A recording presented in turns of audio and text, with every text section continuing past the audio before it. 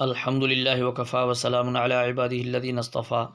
سامعین کرام، اللہ جل جلالہ کے نزدیک پسندیدہ دین اسلام ہے۔ ان الدین عند اللہ الاسلام۔ تو دین اسلام کے علاوہ آدمی جو بھی کوئی رستہ اختیار کرے گا، چاہے وہ اس کا جتنی اس کی تعریف کرے، باتیں بنائے، لیکن اللہ کے ہاں وہ قبول نہیں ہے۔ تو دین اسلام کا دنیا کے اندر انکار کیا جا رہا ہے، دنیا کے اندر دین اسلام پر حملے کیے جا رہے ہیں، اعتراضات کیے جا رہے ہیں۔ بدقسمتی سے مسلمانوں کے اندر بھی بہت سارے ایسے لوگ ہیں جو دین اسلام کے اوپر اعتراضات کرتے ہیں، اس کا کسی نہ کسی انداز سے انکار کر جاتے ہیں۔ تو سامعین، میں آج ایسی ویڈیو لایا ہوں جس میں ہمارے مسلمان بھائی مسلمان ہونے کے باوجود دین سے ثابت شدہ چیزوں کا انکار کر دیتے ہیں۔ جو چیزیں دین کے اندر موجود ہیں، جو دین ہیں، اس کا انکار کر جاتے ہیں۔ شاید آپ کو یہ بات سمجھ میں نہ آئے کہ مسلمان ہو کر بھی دین کی باتوں کا اعتراض کیسے کریں گے۔ تو آپ سماعت فرمائیں، میں آپ کے سامنے ایسی چیزیں لاتا ہوں جس کے اندر کسی نہ کسی انداز سے، بلکہ یوں سمجھو کھلم کھلا دین کا انکار کیا جا رہا ہے، اور دین کو یعنی قرآن کی بات کو تسلیم نہ کرنے کی بات کی جا رہی ہے۔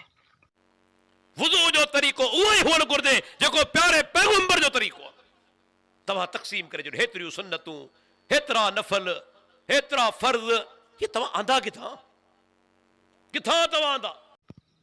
تو سامعین، آپ نے سنا، یہ جناب کہہ رہے ہیں کہ وضو کے اندر جو سنتیں اور فرائض یہ تم نے کہاں سے لائے ہیں؟ یعنی ایک طرح کا جناب انکار کر رہے ہیں کہ یہ چیزیں ہیں ہی نہیں، تم نے پتہ نہیں کہاں سے لائی ہیں۔ تو سامعین، قرآن پاک کی آیات ہیں، یا ایھا الذین آمنوا اذا قمتم الی الصلاۃ فاغسلوا وجوہکم وایدیکم الی المرافق وامسحوا برؤوسکم وارجلکم الی الکعبین۔ یہ قرآن پاک کی آیت ہے جس کے اندر اللہ جل جلالہ نے 4 چیزوں کا ذکر کیا ہے وضو کے وقت، کہ جب تم نماز کے لیے اٹھو تو یہ 4 کام کرو۔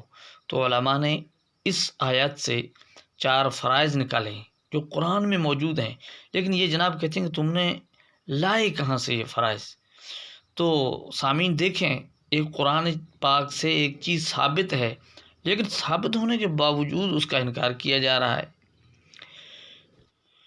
سامعین، ہم ایک اور کلپ سنتے ہیں جس میں ایک اور چیز کا بھی انکار کیا جا رہا ہے۔ تو ہم دیکھتے ہیں کہ یہاں کس انداز سے انکار کیا جا رہا ہے۔ تو آئیے سنتے ہیں۔ شرط کیڑو آ حکم منجو ہو جے وضو جو پوئی اساں ہی کندھ اے گردن جو مسا کتھاں آندو سی۔ سامعین، آپ نے سنا کہ یہ جناب اس بات پر اعتراض کر رہے ہیں کہ وضو کے اندر یہ گردن کا مسا تم کہاں سے لائے ہو؟ یعنی یہ حضرت یہ کہنا چاہتے ہیں کہ یہ ہے ہی نہیں، یہ تم نے پتہ نہیں کہاں سے لایا ہے۔ یعنی ایک چیز کا یہ بالکل انکار کر رہے ہیں، یا تو یہ چیز نہیں ہے، یا تو اگر ہے تو پھر یہ صاف انکار کر رہے ہیں۔ تو ذرا ہم دیکھیں کہ یہ چیز ہے یا نہیں ہے۔ تو سامعین، ایسی چیزوں کا علماء نے پہلے سے جواب دے رکھا ہے، علماء نے ایسی باتوں کا جواب دے رکھا ہے۔ اسی سلسلے میں ایک یہ کتاب لکھی گئی ہے، مولانا محمد الیاس فیصل صاحب نے کتاب لکھی ہے 40 مسنون نماز کی 40 حدیثیں۔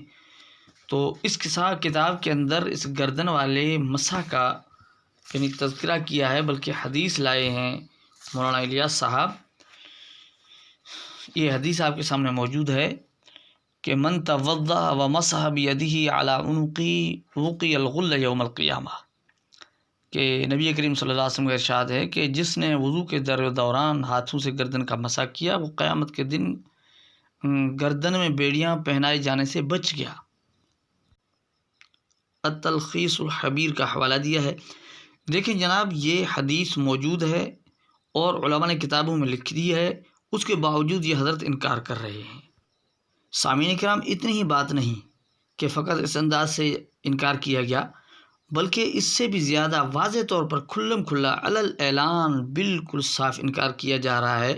ذرا ہم اس کو بھی سنتے ہیں کہ کتنی دلیرانہ انداز سے، کتنی بڑی حضرت اس جناب نے جرأت کر ڈالی کہ کس طرح سے دین اسلام کا انکار کر رہے ہیں۔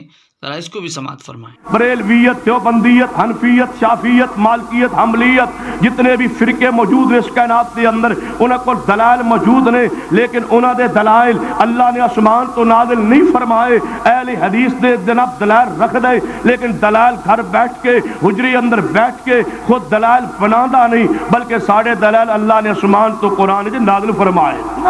تو سامعین، آپ نے سنا کہ اس جناب نے کتنا ہی انکار کر دیا۔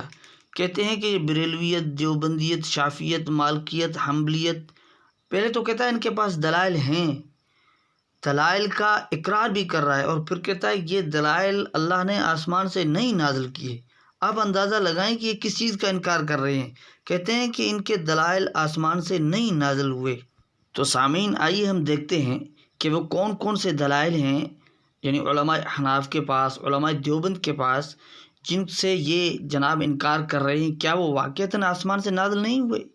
اگر نازل ہوئے ہیں تو آپ سامعین اندازہ لگائیں کہ یہ کس چیز کا انکار کر رہے ہیں جناب۔ یہ کتنی دلیرانہ اور کتنی جرأت کر گئے ہیں، کتنا آگے نکل گئے ہیں، ذرا آئیے اس کو بھی دیکھیں۔ تو سامعین، علماء احناف ترک قرأت خلف الامام کے دلائل میں سورہ اعراف کی آیت پیش کرتے ہیں کہ وَإِذَا قُرِئَ الْقُرْآنُ فَاسْتَمِعُوا لَهُ وَأَنصِتُوا لَعَلَّكُمْ تُرْحَمُونَ۔ اب سامعین، آپ دیکھیں، یہ قرآن پاک کی آیت ہے، تو یہ حضرت جو کہہ رہے ہیں کہ اللہ نے آسمان سے نہیں اتارے، کیا یہ آیت قرآن پاک کی اللہ نے آسمان سے نہیں اتاری؟ اور یہ کہتے ہیں حجرے میں گھر میں بیٹھ کر، کیا یہ علماء دیوبند نے یہ آیت بنائی ہے؟ گھر میں بیٹھ کر بنائی ہے؟ سامعین، یہ کیا کہہ گزرے ہیں؟ سامعین، یہ دیکھیں سورہ مومنون کی آیت، جو علماء دیوبند، علماء حناف ترک رفع یدین کے دلیل میں پیش کرتے ہیں، قد افلح المؤمنون الذین فی الصلاۃ خاشعون، جس کی تفسیر میں حضرت ابن عباس رضی اللہ تعالیٰ عنہ فرماتے ہیں الذین لا یرفعون ایدیہم فی الصلاۃ۔ تو یہ آیت سورہ مومنون کی جو پیش کرتے ہیں، جناب تو مانتے ہیں دلائل ہیں، دلائل ہیں، پھر کہتے ہیں کہ اللہ نے آسمان سے، کیا جناب اس آیت کا انکار کر رہے ہیں کہ آسمان سے اللہ تعالیٰ نے نہیں اتاری؟ یہ قرآن پاک کی آیت۔ پھر دیکھیں اللہ جل جلالہ کے حاضر ناظر ہونے میں دلائل، سورہ بقرہ کی آیت فَأَيْنَمَا تُوَلُّوا فَثَمَّ وَجْهُ اللَّهِ، کیا یہ آیت قرآن پاک کی اللہ نے نازل نہیں کی؟ پھر سورہ حدید کی آیت وَهُوَ مَعَكُمْ أَيْنَمَا كُنْتُمْ، کیا یہ آیت اللہ جل جلالہ نے نازل نہیں کی؟ پھر سورہ مجادلہ کی آیت ما یکون من نجوى ثلاثة الا هو رابعهم ولا خمسة الا هو سادسهم ولا ادنى من ذلك ولا اکثر الا هو معهم اينما كانوا۔ تو سامعین، کیا یہ آیات قرآن پاک کی اللہ تعالیٰ نے نازل نہیں کی؟ یہ حجرے میں بیٹھ کر، گھر میں بیٹھ کر بنائی گئی ہیں۔ تو سامعین یاد رکھیں، یہ دین کا انکار ہے، قرآن پاک کا انکار ہے، اسلام کا انکار ہے۔ تو ہمیں ایسے لوگوں سے بچنا چاہیے، ہمیں علماء کے ساتھ تعلق رکھنا چاہیے، علماء کے ساتھ جڑنا چاہیے۔ اللہ جل جلالہ ہماری حفاظت فرمائے۔ السلام علیکم ورحمۃ اللہ وبرکاتہ۔